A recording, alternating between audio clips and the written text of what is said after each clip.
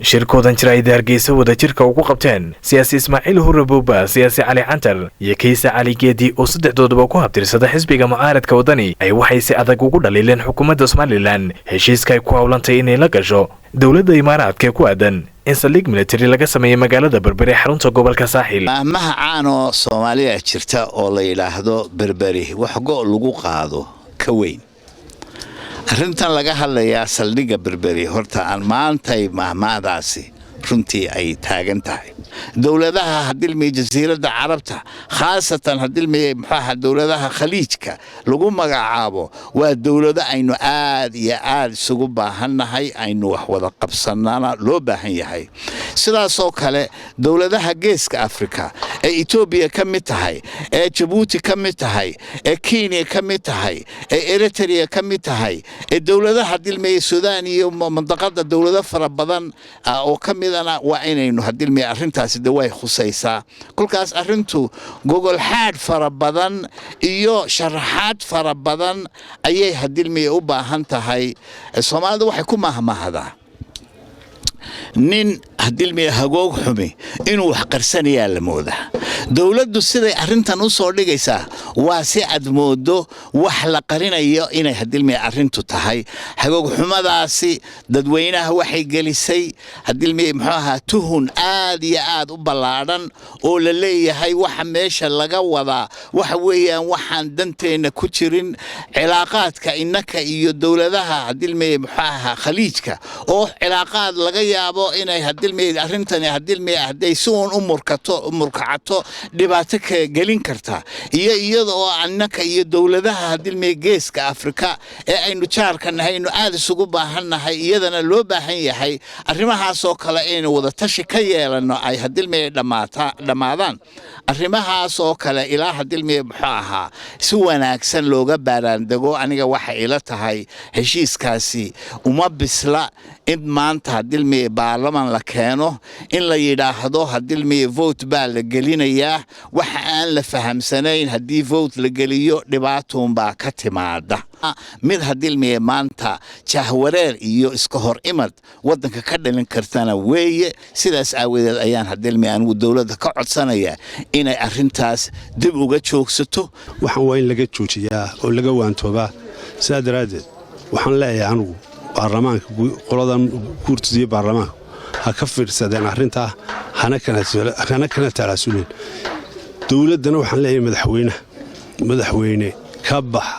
waxaan aad gasheen oo dhan waa wax wada qalada maxaatii hore DP World ba qalada sidaa daraadeed dalkani ma laha kaabayaal dhaq guurtada waxaan leeyahay waajib weyn ayaa idiga saaran in arrintaas soo taagtaan cid walba reer Soomaaliland way ka saaran tahay ciidanka qaranka ka saaran tahay ciidanka Soomaaliland ka saaran tahay booliska Soomaaliland ka saaran tahay shacabweynaha Soomaaliland ka saaran tahay in arrinta ka dhiidhiyaan oo soo baxaan oo ay diidaan waa mas'uuliyad gidigeen oo saaran dhanka kalena mudanayaal ka tirsan aqalka baarlamaanka Somaliland wada jir Hargeysa shijray dankooda ugu qabtay ay waxay si adag uga hor yimaadeen heshiis xukuumaddu la gasho dawladda Imaaraadka ku aadan saldhig military oo si weyn shacbiga reer Somaliland mudooyinkii laga soo gudbay ay u falanqeynayeen waxaana ay tilmaameen in khasaare hor leh shacbigu ka dhaxli karaan haddii ay xukuumaddu ka dhagaadayto dhawaaqyadooda nin walba magac iyo taariikh ba ka haray waxaan leenahay magac iyo taariikh bay idinka hareeyay waxa aad ummadda Soomaaliland u keenaysaan ka fiirsada ayaan leeyahay xukuumadda maanta joogta golayaasha qarankana waxaan leeyahay waxa gacanta u taagaysan ee ummadda ku metashaan ee maxay ahayd aad wakiilka kaga tihiin maalinta qiyaamay Ilaahay baa idin kala xisaabtamayo idin weydiinaya baarlamaanka Maxamuud Xaashiyow markaad 9 guri ka kula shirisid oo 9 qabiil iyo 9 magac u kala yeeshid وسجال هشيس لا سوق الشد أياد ليه ضهي برلمان بدلك كوكيلة وضبطنا برلمان كدلك كوكيلة هذا يلاني واصح صح ما هو خلط برلمان كوينه مدح بنان هذا أو محي هاي تيسقى مدح بنان للصهر دقة هشيس يده. رمي الله قنصني نه دلك أفريقيا بدون كذا كهر رئيسة هدي ما أنت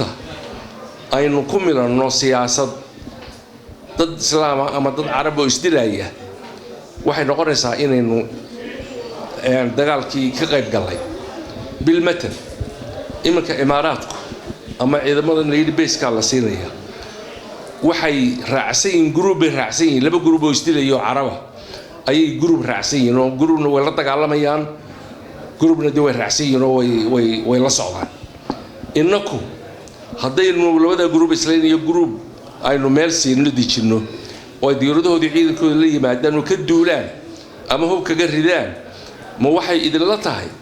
in ciidanka halkaa jooga ee groupka la dagaalamayeen uu faraha ka laabanayo soo halkan inay intay u soo dagaal tagaan ama wax ku soo ridaan hub culus ama gacanta u yimaadaan ka dagaalamaan wax iska celiyaan Soomaaliya taas ma hadday dhacdo waa dhacaysaa leeyahay ma waxay idinla tahay Soomaaliya hadday nahay ama dadweynaha Soomaaliya u dhashay inaynu ka nabadgelino waxa weeye maatadeena iyo caruurteedii innaku waynu ku dhimanaynaa gar iyo magli iyo wixii Soomaalidu bariga hore u jirtay yaynu ku dhimanaynaa waxa la yiri milyan iyo 200 ayaa lagu kireeyay meesha koob iyo 80 waxa ruushka waxa laga qaali jiray 180 milyan baa laga qaali jiray baa la yiri imsa ka dambeysay dhowr iyo 40 sano qiyaastii maanta waxay noqon kartaa intaas oo bilyan haddii la xisaabiyo inta nolosha kor u kacday sicir barku ka yimid waa tii culays badani u yimid waa tii xukuumaddu go'aan soo saartay waa tii saadkii la hakiyay waa tii haddana mar labaad laga heshiiyey haddana sicir barka halkii buu taagan yahay waabu ka sii daray go'aanadii xukuumaddu soo saartay si kale oo dadban baa looga faa'iideystay wax tallaabo oo maalinka maanta xukuumaddu ka qaadayna haba yaraatee ma jirto suuq madow baa bilaabmay oo inaan hore u aqoon doolarkii baa la raadinayaa oo la doondoonayaa wax walbi waxay ku xidhmeen waa doolarkii lacagtii sidii bay runtii u taagan tahay arrinta xukuumaddii aad bay uga gaabisay inuu dooranay ee runtii xilka inoo haysay وفيصل محمد آدم فيصل فيفا تيفيق عالمي Somali Cable مقالة